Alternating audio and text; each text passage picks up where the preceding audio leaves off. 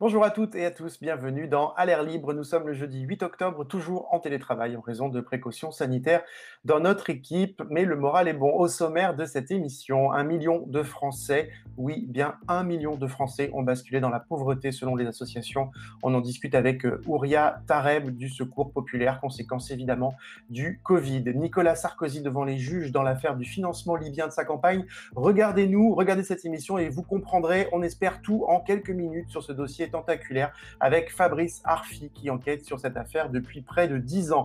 Enfin, nous partirons au Liban prendre des nouvelles de Beyrouth et de ses habitants 2 mois après l'explosion dans le port qui a détruit une partie de la ville et fait de nombreuses victimes. À l'air libre, c'est parti.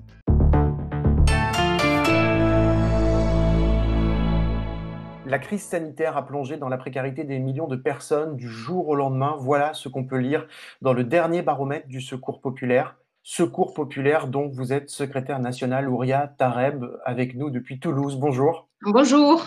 Merci beaucoup d'être avec nous. D'abord, ce chiffre énorme, 600 000 personnes jusqu'ici inconnues du Secours populaire ont sollicité, dites-vous dans ce baromètre, une aide alimentaire auprès de l'association durant le confinement.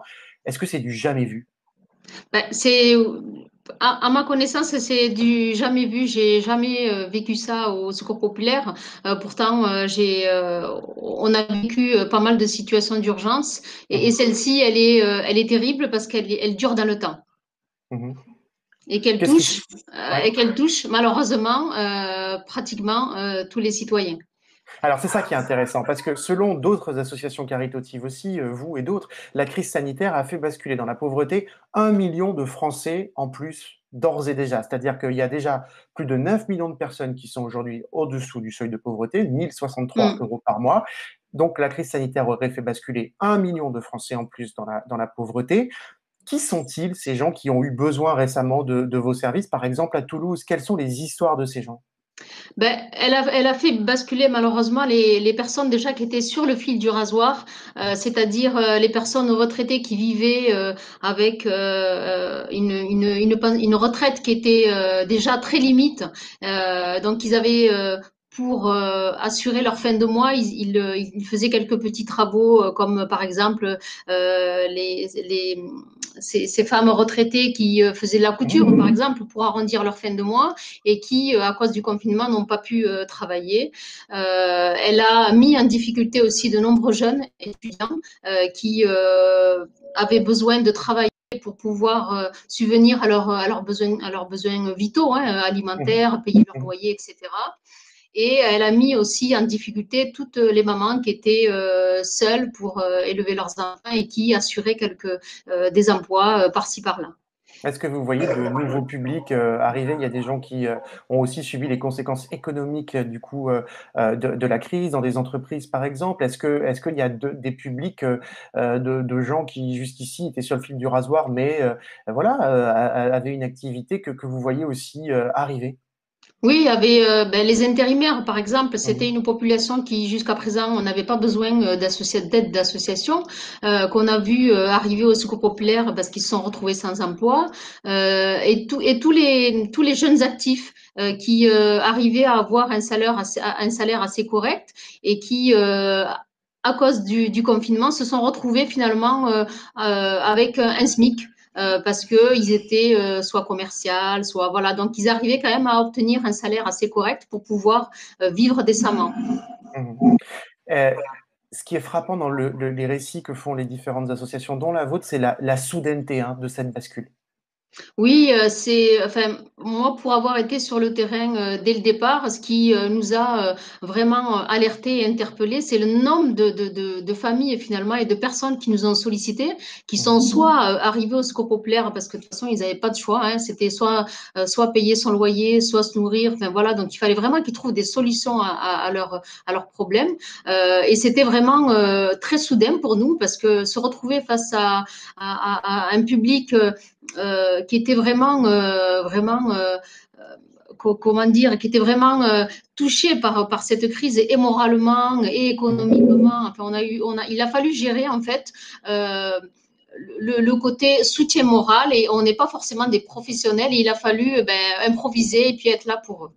Ouais, vous devenez pas juste une association qui donne à manger, qui aide un petit peu, qui donne un coup de main, c'est aussi un coup de main psychologique et personnel, quoi. Voilà, vraiment, il y avait un travail d'écoute et d'accompagnement qui était très important pendant Mhm. ce confinement et ça dure encore puisqu'on soutient encore des personnes qui n'ont pas la possibilité de sortir de chez elles. Elles ont vraiment besoin qu'il y ait quelqu'un qui puisse les appeler une fois par semaine, par exemple, pour prendre de leurs nouvelles. Oui, parce que là, il y a aussi une situation de solitude, beaucoup évidemment, avec ce confinement, évidemment. Est-ce que vous craignez aujourd'hui une explosion de la pauvreté dans les prochains mois? Il y a déjà ces chiffres très forts, 1 million de personnes d'ores et déjà, en plus, ayant basculé dans la pauvreté. Est-ce que vous craignez que ça prenne des proportions encore bien plus grandes? Vu malheureusement le contexte économique et social, on craint fort que finalement ça mette encore plus de personnes, que ça les fasse basculer dans la précarité. On le voit puisqu'on est régulièrement sollicité pour des aides au maintien au logement. Mhm, On nous demande de les aider à payer leur loyer, etc. mhm, On rencontre finalement des gens qui sont à découvert, qui n'arrivent plus à payer leurs charges fixes. Donc ça, c'est mhm, très inquiétant pour nous parce que elles ont vraiment peur de l'avenir. Et puis voilà, il faut être là et c'est compliqué aussi pour mhm. nous, associations. Alors, les jeunes sont particulièrement touchés, vous l'avez dit, et beaucoup rentrent sur le marché du travail et n'ont pas de débouché actuellement en cette rentrée. Mm. Et ça concerne ceux qui, en plus, ont des formations. Il y en a beaucoup qui n'ont pas de formation et qui déjà ont Oui. peu de chance d'habitude ou beaucoup de difficultés et qui en ont encore plus là. Qu'est-ce que vous dites au gouvernement qui refuse toujours de donner un revenu minimum pour les 18-25 ans? Moi, je pense que ce revenu est nécessaire, en tout cas pour soutenir ces jeunes, pour leur permettre d'avoir euh, une vie meilleure. Parce que pour un élève, par exemple, qui a besoin d'étudier, qui va en cours toute la semaine et qui est obligé de chercher du travail le week-end Mhm. et le soir, c'est pas possible. Enfin, on les voit moralement, ils sont fatigués. Ils n'ont plus de vie sociale. Il y a vraiment besoin quand même de penser à ces jeunes et d'avoir. Enfin, c'est l'avenir, les jeunes. Donc, il y a vraiment besoin d'être là pour eux. Hmm. Ouais. Détresse matérielle, détresse aussi psychologique Oui. et c'est ça qui est important aussi dans ce que vous nous racontez. Merci beaucoup, Ouria Tareb, secrétaire national du Secours populaire, avec nous depuis Toulouse. Et je rappelle aussi ce chiffre incroyable au niveau mondial, cette fois-ci, selon une étude de la Banque mondiale, hein, la crise liée au Covid va faire basculer d'ici à la fin de l'année 2021 jusqu'à 150 millions de personnes de plus sous le seuil de l'extrême pauvreté. Et l'extrême pauvreté, c'est 1,61 € par jour. Voilà où on en est. De nombreux pays connaissent une chute des revenus du travail d'une magnitude jusqu'ici rarement observée, prévient la Banque mondiale. Merci beaucoup, Auria. Merci.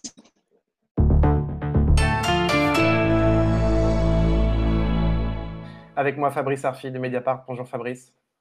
Salut Mathieu. Troisième jour d'audition ce jeudi pour l'ancien président de la République Nicolas Sarkozy devant deux juges d'instruction anticorruption du tribunal de Paris. Cette fois, c'est l'affaire du financement illicite présumé de sa campagne en 2007 par le régime de l'ex-dictateur libyen Mouammar Kadhafi. Dans cette affaire, Nicolas Sarkozy a été mis en examen 3 fois en 2018 pour corruption, recel de détournement de fonds publics libyens et financement illicite de campagne électorale. Fabrice, on va essayer de résumer cette enquête tentaculaire que tu documentes avec Karl Lasque depuis près de 10 ans. Et déjà, première question, troisième jour d'audition, c'est rare, ça dure. Qu'est-ce qui se passe dans le bureau du juge? Alors, ce qui se passe dans le bureau du juge, ça, pour l'instant, personne ne le sait. Mais c'est vrai que la configuration d'un ancien président de la République multi-mise en examen, comme tu l'as dit, dans une affaire qui porte sur la corruption présumée d'une démocratie par une dictature à laquelle on va faire la guerre moins de 6 ans après les faits, en tout cas le pacte tel que le décrit les magistrats et notamment ceux de la Cour d'appel. On en est là à quasiment 24 heures d'audition, 24 heures étalées sur les 3 jours, donc c'est absolument mais considérable. On ne sait pas ce qui va en sortir. Ce qui est certain, c'est que c'est un événement qui était attendu par de nombreuses personnes, y compris, je présume, les magistrats instructeurs, puisque depuis 2 ans est la signification de la première mise en examen de Nicolas Sarkozy. Donc, tu l'as dit, pour corruption, recel de détournement de fonds publics libyens et financement illicite de campagne électorale, Nicolas Sarkozy se dérobait à la justice puisqu'il refusait de répondre aux questions des magistrats. Et depuis, il a un peu fait traîner la procédure, mais les juges ont évidemment avancé, et d'ailleurs vous aussi dans cette enquête. Fabrice, au terme de cette audition, je précise qu'on enregistre cette émission jeudi après-midi à 16h30, donc d'autres choses peuvent se passer dans les prochaines heures, y compris quand les auditeurs nous regarderont. Que risque Nicolas Sarkozy? Alors, il y a 2 points. En fait, vu la longueur des auditions, il est certain qu'il a à s'expliquer en profondeur sur ce qui lui est déjà reproché depuis 2018 en tant qu'à la fois ministre de l'Intérieur, candidat à l'élection présidentielle et président de la République. C'est déjà les 3 incriminations. Il est présumé innocent, hein, mais c'est sur la foi d'un faisceau d'indices graves et concordants, pour reprendre la terminologie du Code de procédure pénale, qu'il a été mis en examen. Donc, il a énormément de choses sur lesquelles il doit enfin s'expliquer. Et puis, il risque une aggravation de sa situation pénale, puisque, en effet, Nicolas Sarkozy certains estiment qu'il a usé de manœuvres dilatoires. Je rappelle qu'il est avocat de profession pour faire traîner la procédure, mais le temps qu'il a gagné et passé à ne pas répondre aux magistrats n'a pas été un temps perdu pour tout le monde, et notamment pour les enquêteurs qui, suite à des révélations de Mediapart, ont pu confirmer des éléments nouveaux, et notamment la découverte d'un virement bancaire, donc pour la première fois une trace matérielle bancaire, qui est parti de Libye et qui est arrivé dans la poche via un compte suisse, mais ouvert aux Bahamas, dans une banque suisse d'un intime de Nicolas Sarkozy, qui s'appelle Thierry Gobert, qui a déjà été condamné dans l'affaire Karachi, et argent qui a été retiré juste avant la présidentielle massivement en espèces, en partie par le dit Thierry Gobert en France. Et qu'est-ce Thierry Gobert, alors justement, Thierry Gobert, suite à la révélation de ces faits et leur confirmation, a été mis en examen par les juges, c'était le 31 janvier dernier, pour association de malfaiteurs. Quand même pas rien comme incrimination. Alors c'est association de malfaiteurs en vue de commettre un délit passif de 10 ans de prison, en l'occurrence la corruption et le recel de détournement de fonds publics, toujours libyens. Il a été placé sous contrôle judiciaire, c'est-à-dire qu'il doit pointer un certain nombre de fois au commissariat, il n'a pas le droit de rencontrer un certain nombre de personnes, et les juges lui ont interdit de fréquenter ce qu'ils ont appelé les co-auteurs ou complices de l'infraction, à savoir l'association de malfaiteurs, et dans la liste des personnes, la première qui apparaît, c'est Nicolas Sarkozy. Voilà. Donc, c'est un risque objectif aujourd'hui que sa mise en examen soit aggravée d'un 4e chef, éventuellement association de malfaiteurs, mais je ne suis pas magistrat, je ne sais pas ce qui va se passer, etc. J'essaie de dire simplement tel que les choses se présentent aujourd'hui à l'aune du dossier. Et évidemment, Nicolas Sarkozy, lui, sa position depuis le début, c'est de dire que tout ça est totalement faux et que c'est un complot même qui a été ourdi contre lui. Bien sûr, un président qui serait mis en examen pour association de malfaiteurs, évidemment, ce serait tout à fait exceptionnel et inédit. Alors Fabrice, on parle d'une affaire tentaculaire avec Karl Lasque, d'autres journalistes aussi de la rédaction. Vous avez publié 106 articles sur Mediapart depuis près de 10 ans. Enquête attaquée par Nicolas Sarkozy et ses amis, attaquée aussi par d'autres journalistes, on y reviendra. Pourtant, c'est crucial de le dire, hein, aucun élément de votre enquête n'a jamais été démenti par la justice ou par ce qui s'est passé dans ce dossier. Fabrice, si l'affaire libyenne, c'était un film, comment tu résumerais le scénario en 1 minute? Ce serait un film, à n'en pas douter, palpitant.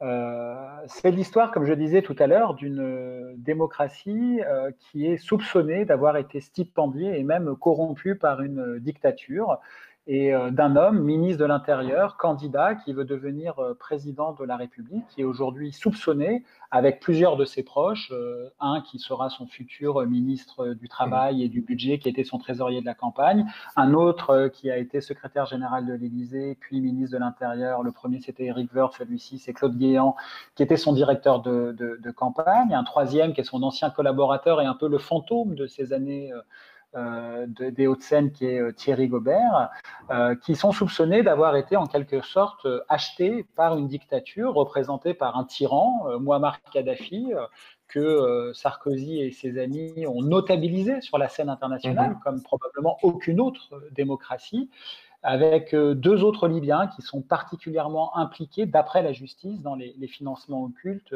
Un homme qui s'appelle Abdallah Senoussi, un deuxième qui s'appelle Béchir Saleh, et entre les deux, un drôle de manège qui est celui de ce qu'on appelle pudiquement des intermédiaires, des émissaires en quelque sorte, en dehors de tout cadre républicain, de tout organigramme, de tout agenda.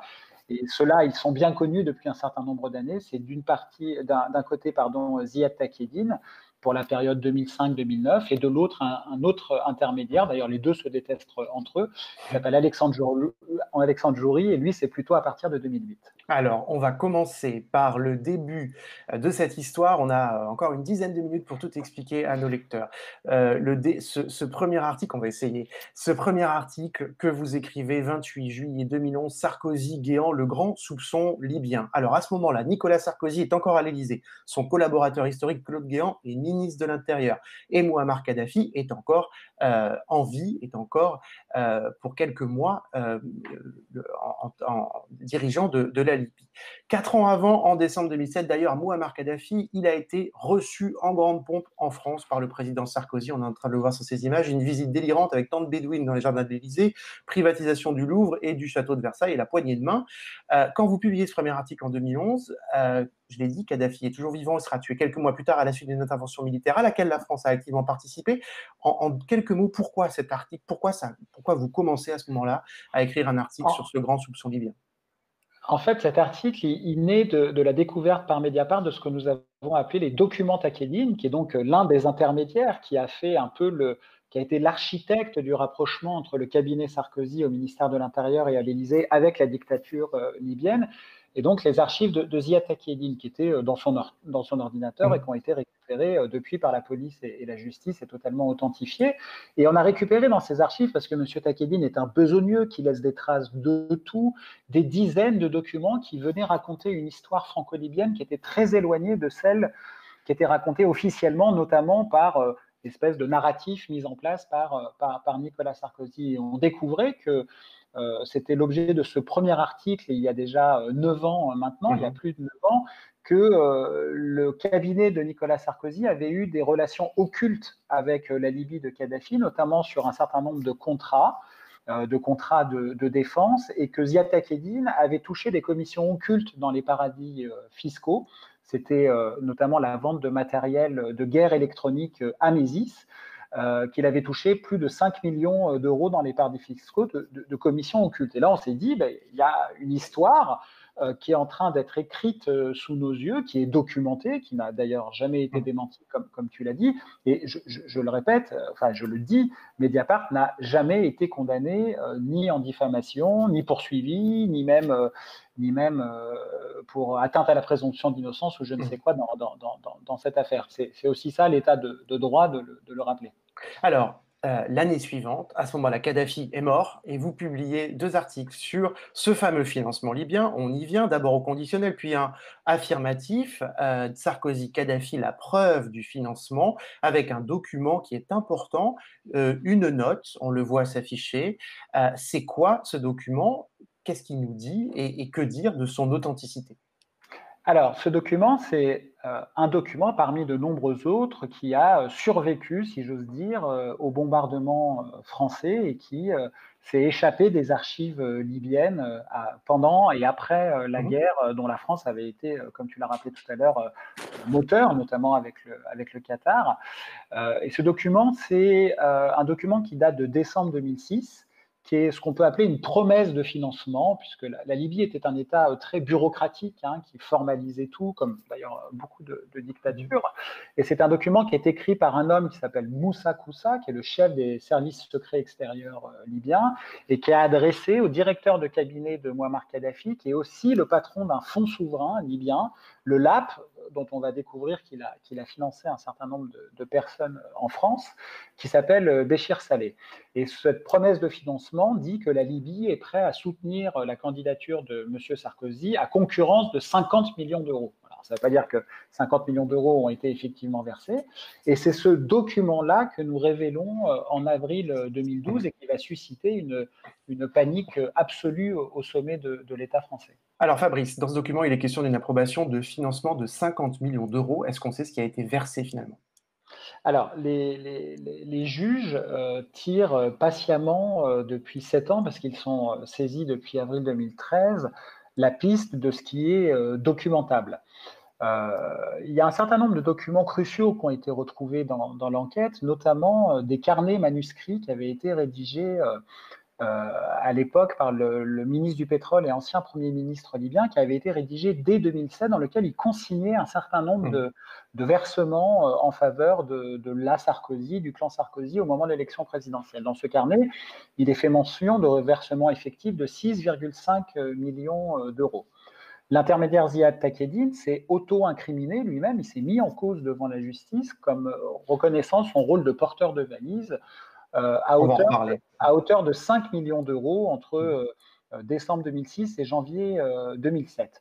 Les magistrats ont retrouvé la trace bancaire, j'en parlais tout à l'heure, d'un versement de 440 000 euros d'argent libyen sur les comptes aux Bahamas d'un intime de Nicolas Sarkozy, Thierry Gobert, et ils ont pu documenter le versement de 500 000 euros à l'instigation de l'intermédiaire Alexandre Joury sur des fonds libyens au profit personnel de Claude Guéant, qui s'en défend, et c'est évidemment son droit.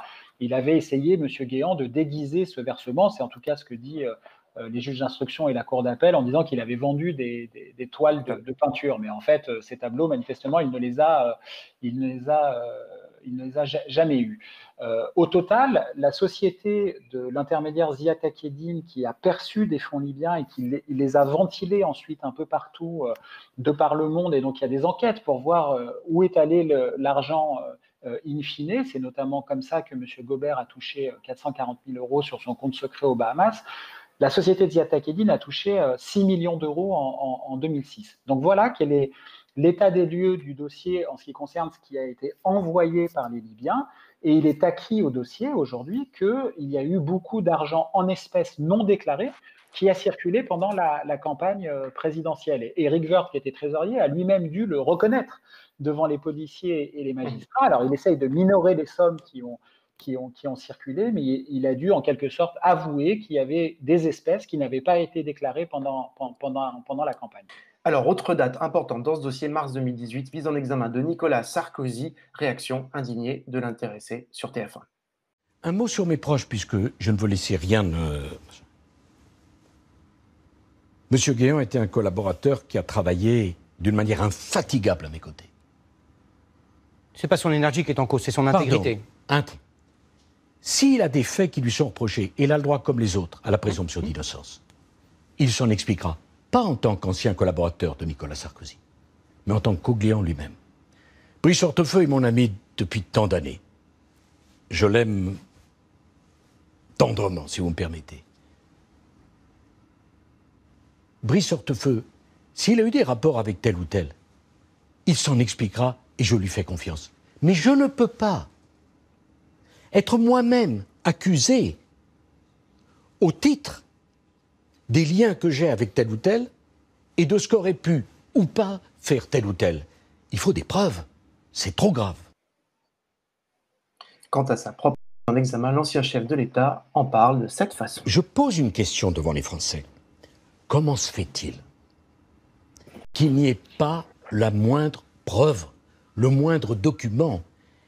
Et il se trouve qu'on met un ancien président de la République, c'est la France, c'est la fonction qui est en cause, au même niveau qu'une bande d'assassins et d'escrocs condamnés pour cela. Monsieur Boulot, quand même, on est dans un état de droit, on ne peut pas se comporter comme ça. Alors je vous dis une chose, j'ai pas l'intention de plaisanter avec ça. Je prends les choses très au sérieux, beaucoup plus que vous l'imaginez. Ça me prendra 1 an, 2 ans, 10 ans. Mais je pourfendrai cette bande. Je ferai triompher mon honneur. Et je n'ai pas l'intention de céder 1 centimètre de terrain à cette bande. Je pourfendrai cette bande, Fabrice, en 2 mots. Non, mais c'est très intéressant ces deux extraits. Dans le premier, on voit très clairement Nicolas Sarkozy qui, contrairement à son attitude corporelle et les mots qu'il utilise, lâche littéralement ses 2 plus proches collaborateurs. Dire Claude Guéant aura à s'expliquer en tant que Claude Guéant, pas en tant que collaborateur de Nicolas Sarkozy, et dire que Brice Hortefeux, il aura à dire ce qu'il dit concernant ses relations, en fait ça concerne Ziad Takieddine, c'est littéralement lâcher publiquement devant des millions de téléspectateurs aux 20h de TF1 ses plus proches collaborateurs. Or, c'est précisément la stratégie de l'enquête des magistrats que de démontrer, et des policiers, que de démontrer que tout ce qui a été fait par Brice Hortefeux et par Claude Guéant, mais aussi d'ailleurs par Thierry Gaubert aujourd'hui, a été fait en son nom et pour son compte, puisqu'ils étaient, en tout cas Claude Guéant et Brice Hortefeux, ses collaborateurs directs, sous son autorité, sous l'autorité et sous la bannière du ministère de l'Intérieur, puis de la campagne présidentielle. Et on voit bien la latitude qu'a Nicolas Sarkozy, c'est de dire qu'il n'y a pas de lien apparent entre eux et moi sur les faits qui sont reprochés, donc moi, on ne peut rien me reprocher. Mais c'est précisément ça, le système corruptif présumé, qui est en train d'essayer de démonter les enquêteurs et les magistrats. Quant à sa réaction sur « je pourfendrai les conspirateurs, les comploteurs », et notamment, il y a une phrase très importante quand il dit « cette bande d'assassins ». Il fait référence notamment à un dignitaire libyen qui est l'ancien chef des services secrets militaires de Tripoli, qui était aussi le beau-frère de Kadhafi, qui s'appelle Abdallah Senoussi. Cet homme, il a été condamné en France en 1999 pour avoir été le principal organisateur de l'attentat contre le DC-10 du TA. Les Libyens ont fait sauter un avion de ligne en plein ciel. En 1989, il y a eu 170 morts. Cet homme, Senoussi, a été condamné par la Cour d'assises spéciale en France à la réclusion criminelle à perpétuité, et depuis 1999, il est recherché par un mandat d'arrêt international. Il est en effet considéré comme un assassin. Eh bien, et Claude Guéant et Brice Hortefeux, à la faveur de 2 déplacements, d'ailleurs incompréhensibles pour les autorités diplomatiques françaises en Libye en 2005, ont rencontré secrètement dans le dos de la diplomatie française à Tripoli, ils l'ont reconnu l'un et l'autre, le fameux Abdallah Senoussi, alors qu'il était recherché par la justice. Et qui devait être arrêté même par les services du ministère pour lequel travaillaient et Claude Guéant et Brice Hortefeux. La folie de l'histoire, c'est que parmi les contreparties au pacte de corruption qui est imaginé par les magistrats instructeurs et par la Cour d'appel de Paris, il y a le fait que le clan Sarkozy, l'équipe Sarkozy, y compris son avocat, Thierry Herzog, se sont mobilisés pour faire sauter le mandat d'arrêt visant Abdallah Senoussi. Il y a eu des diligences qui ont été faites, il y a même eu des réunions à l'Élysée, on a la preuve d'une réunion le 16 mai 2009 à la présidence de la République, où l'objet était de faire tomber le mandat d'arrêt du terroriste. Ça fait partie des contreparties que sont désignées par l'enquête judiciaire comme ayant justifié le fait par Nicolas Sarkozy et ses hommes d'avoir favorisé les intérêts libyens en contrepartie d'avoir touché des fonds, notamment pour la campagne présidentielle. Alors, il y a un autre moment, tu as déjà cité son nom, Ziad Takieddine, un autre moment où, dans cette affaire, on a beaucoup parlé de Mediapart, c'est cette vidéo de Ziad Takieddine, donc ce fameux intermédiaire, qui admet tout simplement avoir remis 3 valises d'argent libyen à Claude Guéant et Nicolas Sarkozy. On écoute. Un jour, M. Senoussi me demande si je peux être celui qui transporte une partie de ces sommes à Claude Guéant de l'intérieur, à l'intérieur. Il vous demande ça, c'est une réunion qui se passe chez lui? Chez lui toujours. D'accord. Et à ce moment-là, je dis si c'est bon, mais comment faire entrer ça en France? Il me dit que le ministère de l'Intérieur sera informé. Et donc, tu rentres, il n'y a pas de problème. Et je téléphone à M. Guéant et je lui donne rendez-vous immédiatement. Enfin, il me donne rendez-vous immédiatement. Donc, vous êtes dans votre voiture et vous vous dirigez vers où exactement? Vers la place Beauvau. Au ministère de l'Intérieur. Je sors de la voiture avec la valise et je rentre par la porte principale. On vous fouille, on vous demande pas qui du vous tout, êtes? Pas du tout, du tout. Je Comment donne ça se mon passe? nom. Et je sais que je suis attendu, donc je rentre directement. On m'accompagne chez M. Guéant. Donc quelqu'un vous accompagne. Vous avez votre valise avec vous?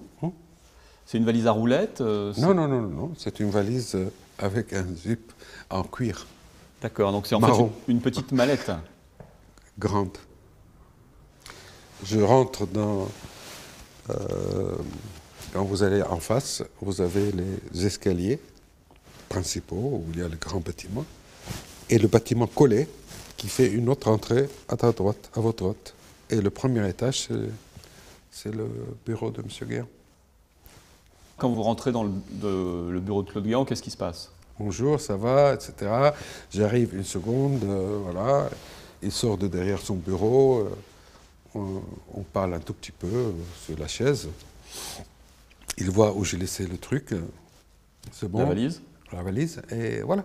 Fabrice, dernière question assez lourde, assez grave, évidemment. Est-ce qu'on peut imaginer que l'ancien président de la République, Nicolas Sarkozy, se soit engagé dans une intervention militaire en Libye pour effacer les traces de ce financement illégal par la Libye de sa campagne en 2007?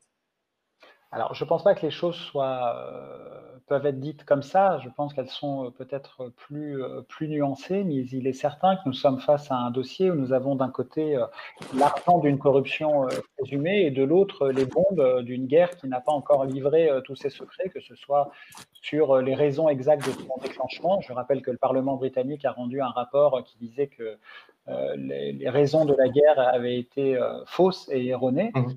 Sur la façon dont les opérations ont été menées et puis bien sûr sur son issue, c'est-à-dire la mort de Kadhafi, puisqu'il y a encore un grand point d'interrogation pour savoir exactement comment les choses se sont déroulées.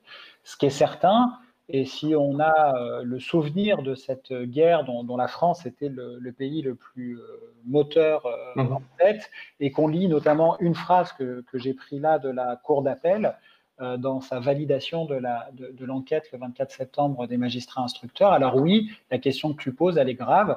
Cette phrase, c'est, deux points ouvrés des guillemets, il résulte de la procédure qu'à compter de 2005, le principe d'un financement occulte par les autorités libyennes a été acquis, que des fonds, notamment en espèces, ont été remis en France à plusieurs reprises à compter de cette date, et que par ailleurs, ainsi que l'a reconnu Éric Woerth, qui était trésorier de la campagne en 2007, des fonds en espèces non déclarés dans le compte de campagne ont été utilisés. Les magistrats disent aussi qu'il y a eu un pacte de corruption scellé par Nicolas Sarkozy, je les cite, en 2005.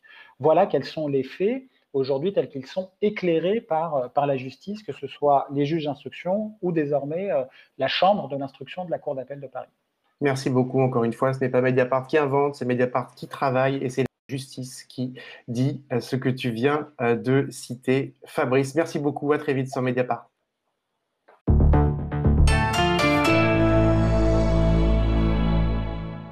Bonjour, Nada Moukourand Attala. Bonjour.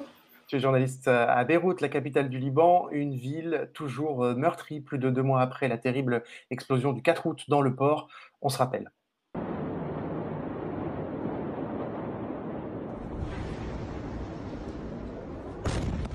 Une tragédie causée par la détonation de 2750 tonnes de nitrate d'ammonium stocké depuis plusieurs années. Nada, plus de 2 mois après l'explosion, quelle est la situation ?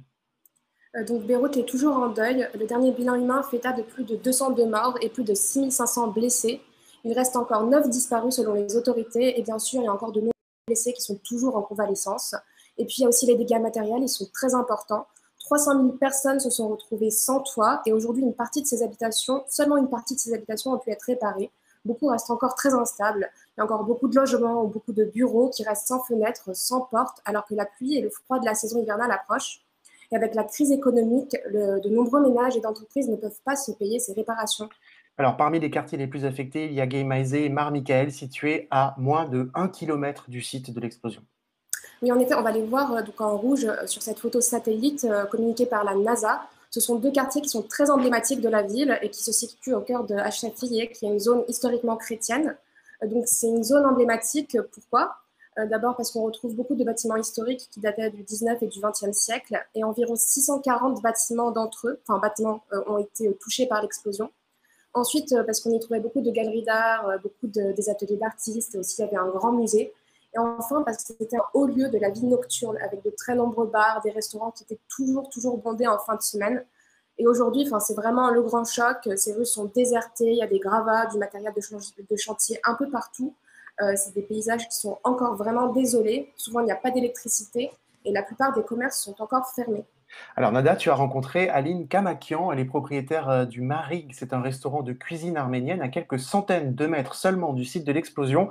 On va l'écouter, elle t'a raconté le choc justement de cette explosion.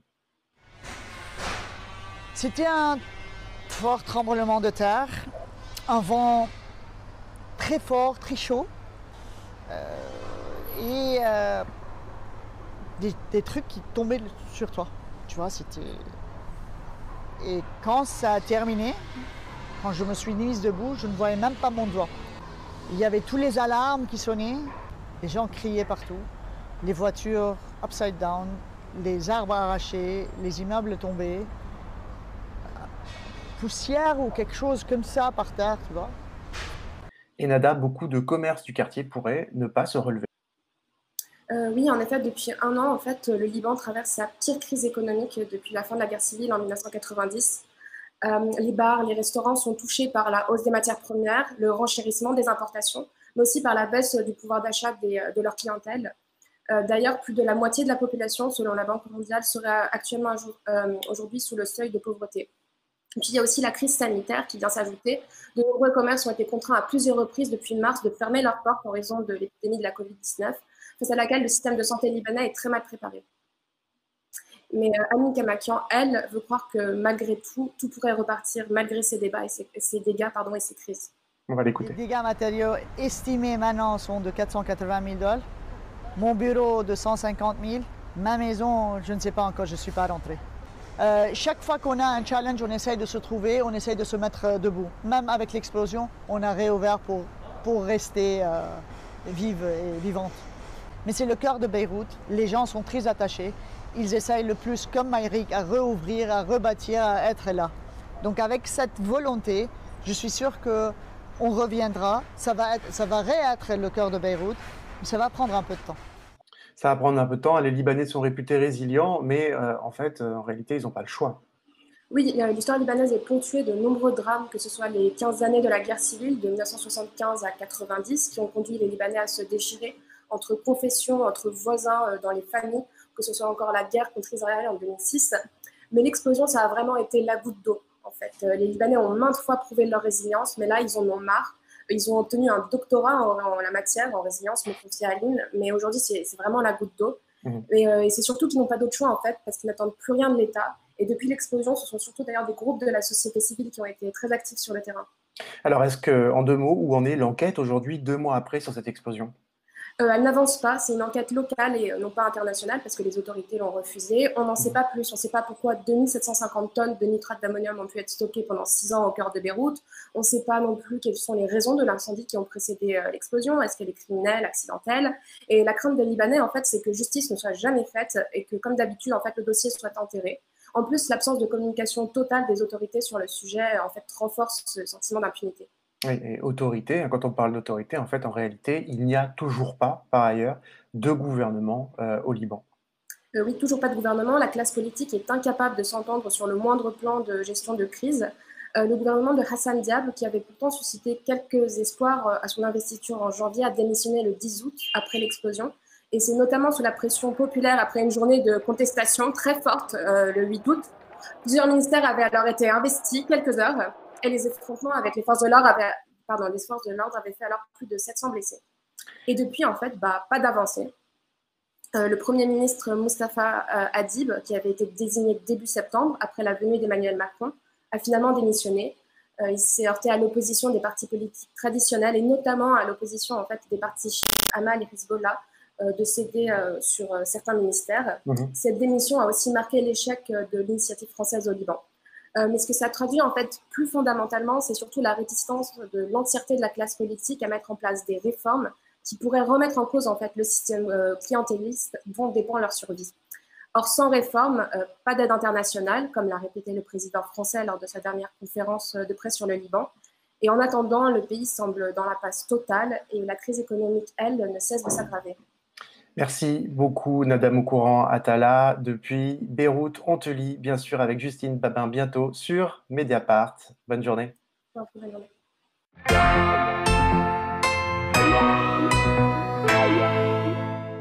Si vous n'avez pas lu Mediapart ces dernières 24 heures, c'est vraiment dommage pour vous, séance de rattrapage. Voilà ce que vous pouvez lire en vous abonnant. Hélène Salvi souligne le désordre du pouvoir révélé par la crise sanitaire. Des professionnels de santé aux membres du gouvernement, rares sont ceux qui comprennent la façon dont est gérée la crise depuis la rentrée, écrit notre journaliste, au risque de la défiance généralisée.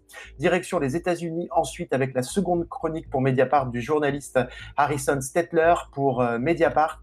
Stetler s'intéresse aux banlieues pavillonnaires qui entourent les centres-villes, métaphore du mode de vie américain écologiquement insoutenable, écrit-il, pourtant défendu ce modèle à la fois par Donald Trump, mais aussi par son adversaire démocrate Joe Biden. Enfin, dans le club de Mediapart, Claude Lelièvre, historien de l'éducation, revient sur l'enseignement de l'arabe à l'école, évidemment dénoncé par la droite française. Voilà, à l'air libre, c'est fini pour cette semaine. Merci infiniment à toute l'équipe de réalisation, à l'équipe d'À l'air libre aussi, pour leur travail toute cette semaine dans des conditions, vous le voyez, pas simples, assez difficiles en télétravail. Demain, vendredi, à cette même heure, dans Mediapart, vous retrouvez Lénaïque Bredou et Lise Wajman pour un entretien avec la sociologue Gisèle Sapiro.